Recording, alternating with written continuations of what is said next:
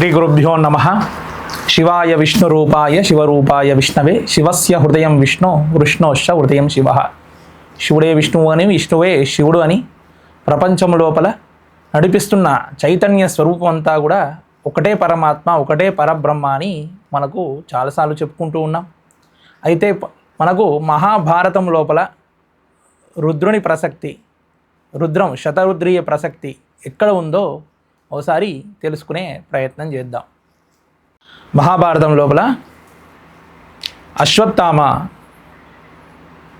ద్రోణ పర్వం లోపల జరిగినట్టు కథ ఇది అన్నట్టుగా మనకు కనిపిస్తుంది. ఏం జరిగిందో ఒకసారి చూసుకున్నట్లయితే మాకు ద్రోణ పర్వం లోపల ద్రోణాచార్యుడు వధింపబడిన తర్వాత అశ్వత్థామ కోపం చేత, ఉద్రేకం చేత అనేక శరములను ఆ పాండవులపైన, అదేవిధంగా కృష్ణార్జునులపైన సంధించడం జరిగింది. కానీ ఏ ఒక్క ప్రధానమైన అస్త్రం కూడా ఆ కృష్ణార్జునులను ఏమీ చేయలేకపోయింది. ఇక ఏమీ చేయలేకపోయేసరికి నిరాశ చేత ఒంటరి అయి ఏకాంతంగా నడుచుకుంటూ వెళ్తున్నప్పుడు అప్పుడు వ్యాస భగవానుడు కనిపించాడు. వ్యాస భగవానుని అశ్వత్థామ అడిగాడు, మహాముని, నేను అనేక రకాల ఎంతో భయంకరమైన అస్త్రశస్త్రాలను ప్రయోగించాను. పాండవులందరూ కూడా అల్లల్లాడిపోయారు. కానీ ఆ యొక్క కృష్ణ పరమాత్మ, అదేవిధంగా అర్జునుడు, వీళ్ళిద్దరూ మాత్రం ఎటువంటి చెక్కు చేరకుండా అలాగే యుద్ధం అనేది చేస్తూ ఉన్నారు. వాళ్ళను నా అస్త్రములు, నా శస్త్రములు ఏమీ చేయలేకపోయినవి, దీని వెనకాల కారణమేమి అని అడిగేసరికి అప్పుడు వ్యాస భగవానుడు చిరుమందహాసం చేసి, నాయన అశ్వత్థామ, కృష్ణుడు అర్జునుడు ఇద్దరూ కూడా శివారాధన శతరుద్రీయం జపించారు, శివుణ్ణి ఆరాధన చేశారు. ఆ శక్తి చేత నువ్వు వేసిన శస్త్రాలే కానీ, నువ్వు వేసిన అస్త్రాలే కానీ అవి వారి మీద పనిచేయట్లేదు అన్నాడు. అప్పుడు అశ్వత్థామ ఏమన్నాడు, నేను కూడా శివారాధన చేశాను కదా అంటే, స్వామి కృష్ణ భగవానుడు ఏ విధంగా ఆరాధన చేశాడు? తాదాత్మ్యం చేత లింగ రూపంలో ఆరాధన చేశాడు.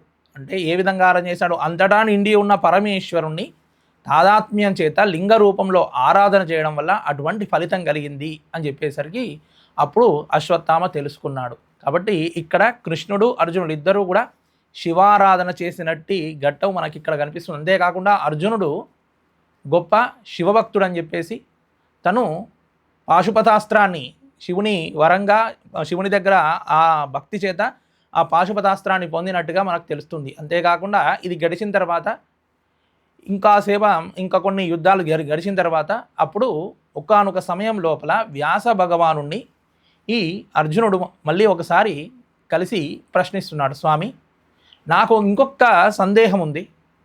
నేను యుద్ధం చేస్తున్న సమయం లోపల నా వెనకాల కృష్ణ భగవానుడు, నేను ముందు ఉండి యుద్ధం చేస్తున్న సమయం లోపల నేను ఎప్పుడైతే శత్రువును సంహారం చేస్తున్నానో శత్రువుకు అభిముఖంగా మా పక్కనే ఉండి ఒక వ్యక్తి ఏం చేస్తున్నాడంటే ప్రళయాగ్ని కాల రుద్రుడి వలె ఉండి ఏం చేస్తున్నాడు, శరములు, ఒక శరం నుండి ఒక త్రిశూలం నుండి ఇంకో త్రిశూలం నుండి ఇలా ఒక అనేక త్రిశూలముల చేత నేను ఎప్పుడైతే బాణం వేస్తానో దానికంటే ముందుగానే ఆ వ్యక్తిని సంహారం చేస్తున్నాడు త్రిశూలంతో పొడిచి.